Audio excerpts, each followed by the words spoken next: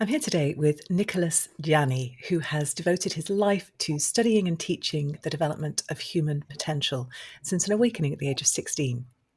He works with CEOs and senior teams globally and teaches at two of the world's leading business schools, pioneering a new vision and practice of leadership.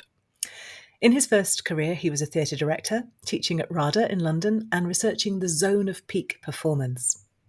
His new book, Leader as Healer, A New Paradigm for 21st Century Leadership, was named Business Book of the Year at the Business Book Awards 2023. So firstly, welcome and also congratulations, Nicholas. Thank you very much, Alison. It's great to be here. Thank you. First, tell us a little bit about that. It was an extraordinary night, wasn't it? And that crowning moment of being called, having won your category, and then there's the tension in the room as they announce the Business Book of the Year at the end. What was that like? Well, first of all, it was winning my category was way beyond what I expected. So that was already a wonderful moment. When Jack started speaking about the book she'd chosen as the overall winner, I was sitting there thinking, no, surely not, because I it mean, it sounds sounds like like she's my talking book. about my book. Yes. So honestly, it was extraordinary. It really was. Way beyond what I expected. And, apart from an immense kind of personal satisfaction, more importantly, I really took it and take it as an affirmation of the work. Yeah. Well, tell us a little bit about the work. And I mean, even as I'm reading the bio and introducing you, there's so much in there that I'm sure is going to be awakening questions in people's minds. So what was that awakening at 16? And what is the work of leadership, the new vision? So just tell us a little bit about your journey and what it is that you are doing in the world. Well, the awakening at 16, it's interesting because I come back to it more and more now. I mean, very quickly and simply, a school friend said he was going to visit his grandmother. This was in London, who lived in a Tibetan Buddhist monastery in Scotland as a nun. Would I like to go? We were 16-year-old kids in London, fully signed up to the rock and roll lifestyle. And why not? Why not? It just sounded like it's something exotic. Anyway, in the middle of our time there, someone gave me a classical Buddhist text to read.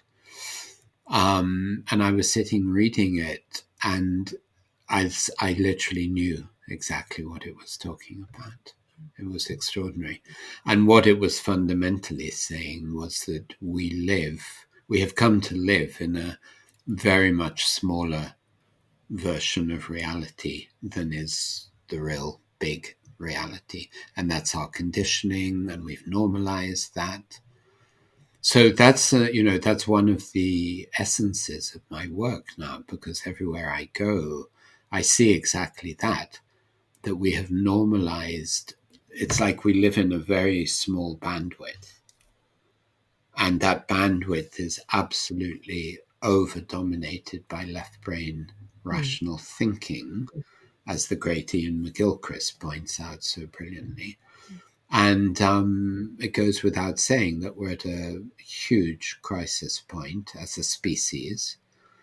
And I believe that at the core of that crisis is how disconnected we've become by the overdominance of the left brain. So I'm not in any way saying there's a problem with the left brain.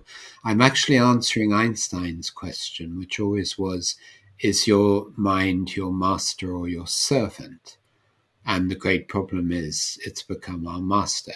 So we process everything through thinking. And we've forgotten, it seems, that our thinking mind is an extraordinary tool, but it actually doesn't experience anything. I cannot experience the world or anything with my thinking. So if that's my predominant faculty, as it most definitely is in most leaders, we have a big problem because it's not adequate.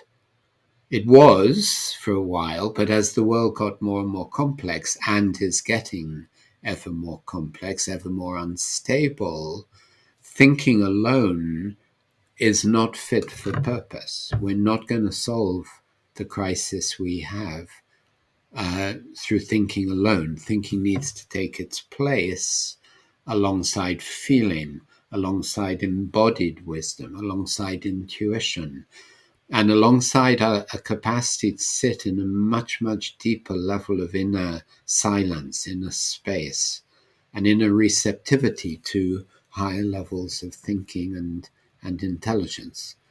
That's in a nutshell what my work is. So.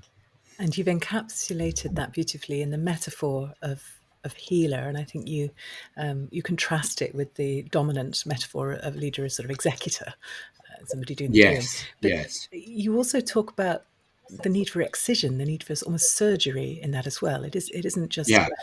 just nurturing, although that's part of it. So just Oh, no, explain a little not bit at more all. that unpack for us that metaphor of what it means to be a healer as a leader. Right. Well, first of all, I think it would be worth just saying why I chose Lita as healer. And by the way, going back to the book awards, I think the very fact that a book with that title was chosen, as book of the year is quite incredible. But what I mean by healer, I'm not talking, of course, about physical healing. I'm talking about the healing of our fragmentation, of our split between thinking and feeling, of our split between thinking and embodiment. We're very, very split. So, you ask most adults, please tell me how you're feeling. Most of them will only tell you how they're thinking because they're not in contact with how they're feeling.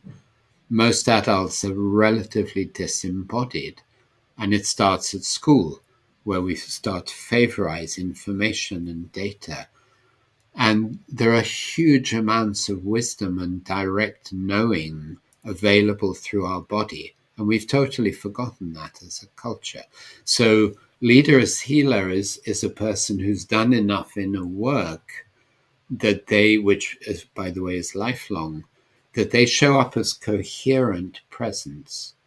So what I say is connected to what I feel, and it's connected to my embodied sense of the world.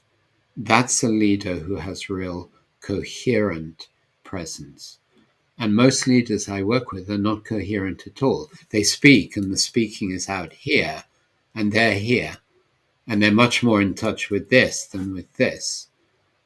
So, that's why so many meetings are pointless in the end, because it's just talk, talk, talk.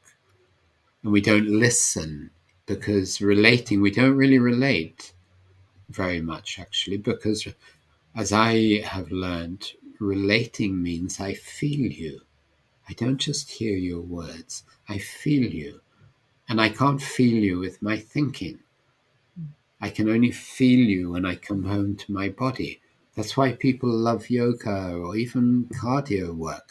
You come out into the street after a really good physical workout, and reality is different. At least for a short time, this narrow bandwidth of reality got bigger. Yeah, As reintegrated. simple as that, it literally got bigger. And that really Yeah. came across when I was So, reading the book, that sort of the range of ways in which that integration takes place that often we deprioritize. And your own experience has taken in really yes, extreme physical activity and performance and drama, yes, yes. music and drumming. So I guess what's the common thread across all there is that it's embodiment, but it's something deeper as well, isn't it? It's that sense of almost losing yourself to find Yeah, yourself. that's a great question. Yes, that's very interesting how you say that. I would say the deeper thread is connection. Mm, Another metaphor I use is that whole parts of us have gone offline. And I kind of speak, we need to put the USB back in. So I would say if there was one word that really encapsulates the journey. It's about reconnecting all the parts of myself. And that means I connect to the world in a very different way. I connect to people in a very different way. When I meet someone, I'm not just thinking, I'm feeling them, and I feel people's emotions. We're hardwired for that. And far too much of leadership is just transactional. It's what can we do? What can we do? And we get fixated on that. And we miss the deeper relating. And you want to create high performing teams. You can't do that unless there's good relating. And relating doesn't mean everything is fine. To go back to your question about excision, um, leaders need a sword.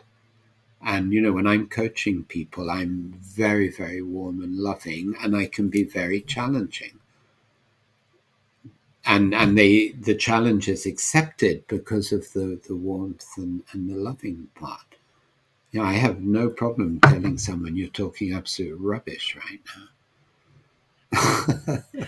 So The lead. that's it's the sword of excision, and sometimes people need to be exited. Mm. If people are too toxic and not willing to engage any kind of developmental process, they need to be exited.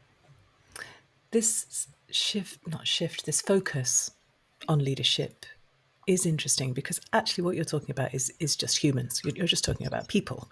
Yes, At what point right. did you recognize that there was a willingness in the business community Mm. among senior leaders to engage with this? Because I can imagine that there are an awful lot of leaders who would just not engage with this at all, who are completely stuck in the left brain thinking.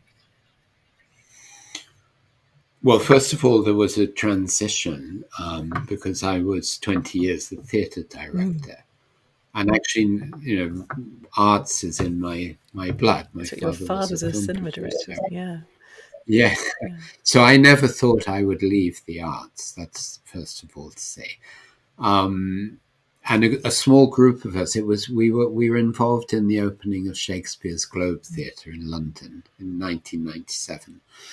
And during it, we were invited to work with a group of public service leaders to explore whether Henry V, which was the production that opened the Globe, had anything interesting to say about leadership. How That's fascinating. yeah. Yes. And anyway, to cut a long story short, after 3 days, they said, honestly, we've learned more about leadership in these 3 days than ever Love before. that. And that lit a kind of fire in us because we were also involved in the men's movement of the time, Robert Bly, Michael Mead, Mm. and they always used story.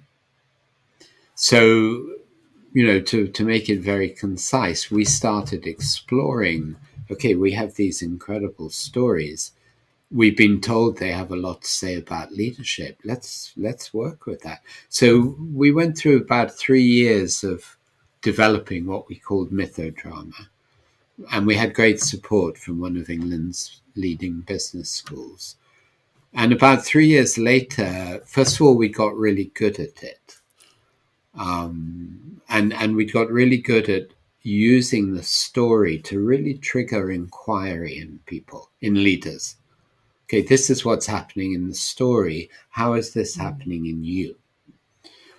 And we were getting an incredible amount of work. And we just got very excited about working with people who had real power. And that, I think, was our main motivation in exiting the theatre and really going on a completely new adventure, three of us at the time. So we created a company, and within a very short space of time, we were working all over the world, and we'd expanded, and we started using 3 or 4 different Shakespeare stories, and we were very good. It was very important because we were so far ahead of our time, and we had to be very good. And in all truth, we were. And even if people would often, we worked all around the world, and you could see people thinking, well, what's Shakespeare got to do with me? And by the time we told them the story and we knew how to tell the story, they were like, okay, I'm in. It's such an I'm in. amazing illustration of the power, of the timeless power of story to make us see the world Exactly. differently, isn't it? Yeah, that's right. Yeah.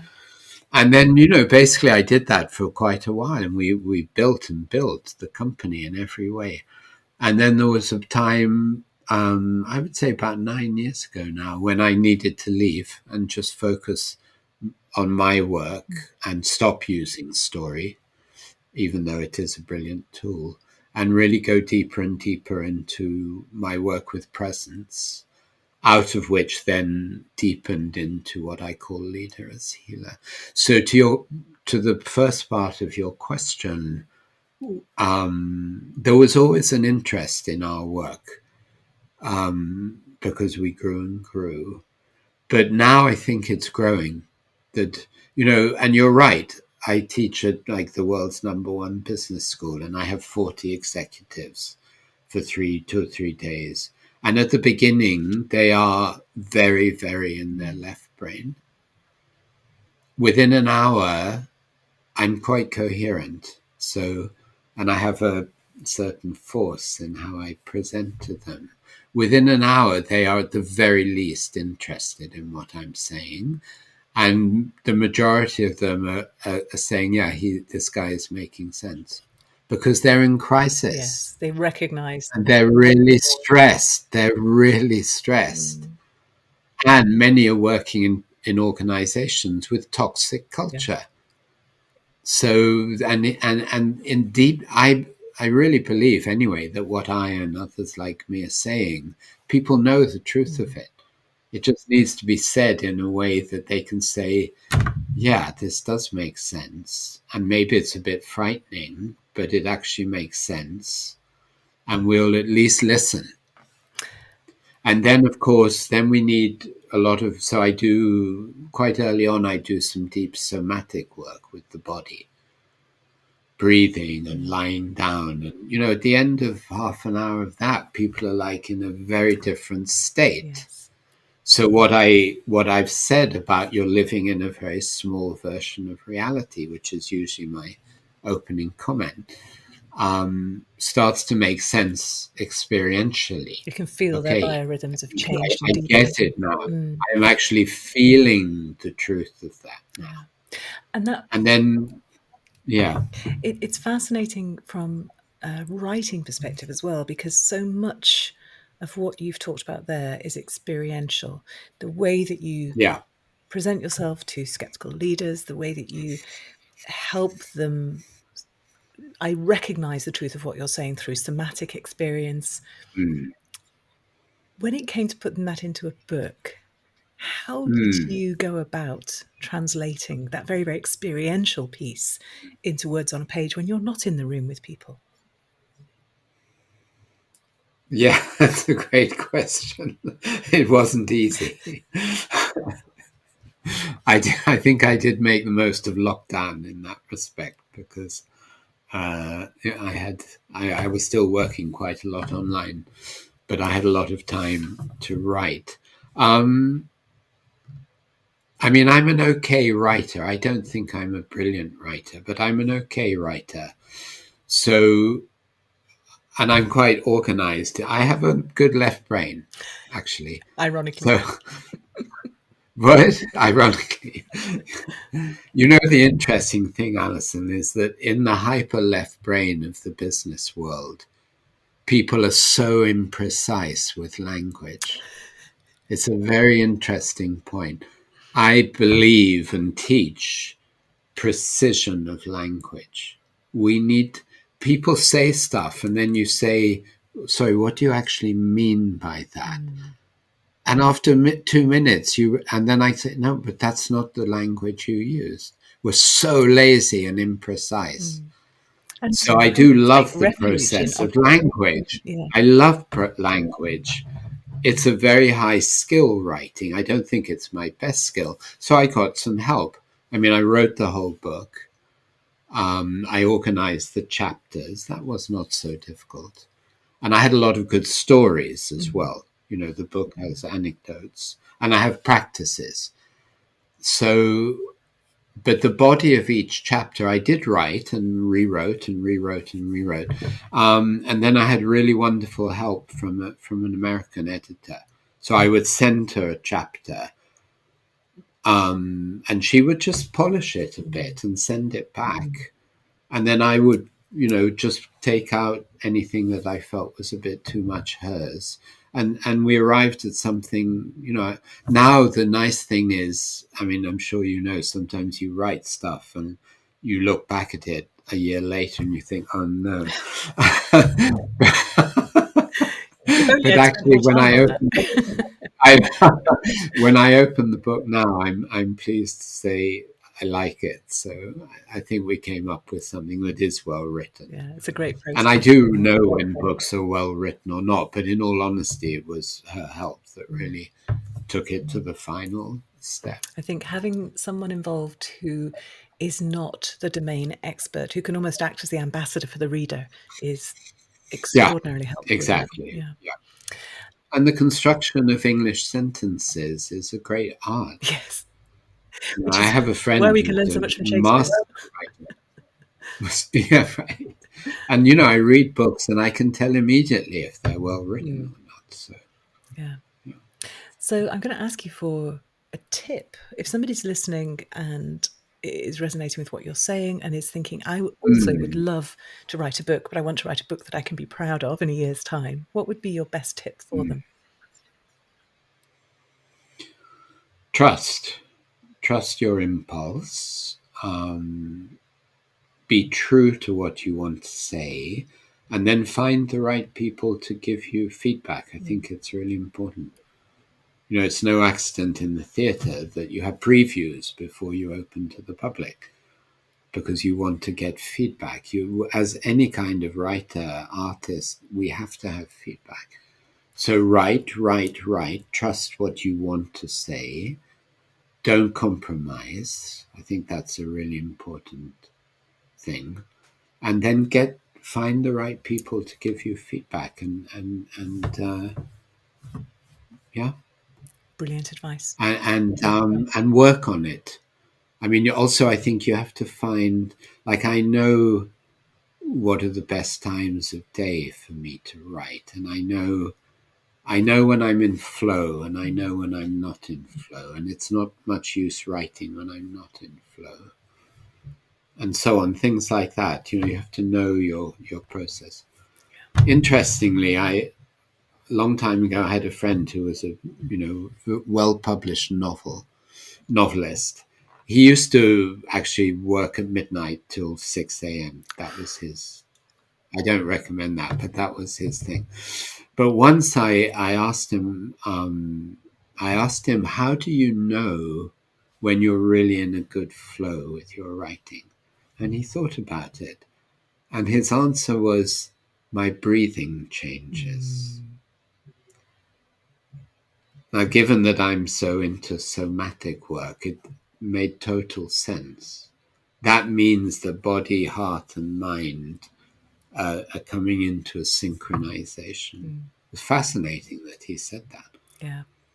And I see that. The other thing, of course, go on, yeah? Well, it's just when I'm leading exploratory writing sprints, you see people start, and for the first couple of minutes, they are themselves, and then there comes a point where they drop into the writing and the connection of the ideas, and so, and That's you it. see That's it. the Exactly. shift in them, and they're breathing. There's Yes, a and suddenly it changes. You can exactly. see it happen. It's Exactly. fascinating. Yeah. Exactly. Yeah, and I see that in rooms that I work with, that by the second day, literally the bodies are changing. People are sitting differently. Yeah. Really And interesting. then often people say lovely things like, well, I guess another thing to say is that it's very crucial in my work that I slow everything down. And at first, that's not easy for people because we're going at a very fast pace. So my whole rhythm is, and I talk about doing and being. So, and the crucial need to get as much into our being as we are into our doing. And then by the second day, it's lovely when someone's, because there'll be silence, which on the first day would be intolerable. And then someone says, yesterday I would have hated this silence. Today I'm enjoying it. It's a lovely sign that there's because I do believe very strongly that my work is it's secondarily intellectual work. The intellectual framing supports a much deeper change. Change has to happen deep in our nervous system. So when a group is ready, I would sometimes say, do you understand that actually what we're doing here is energy work? We've been talking and talking and talking, but actually what's happening is energy work deep in the fabric of who we are.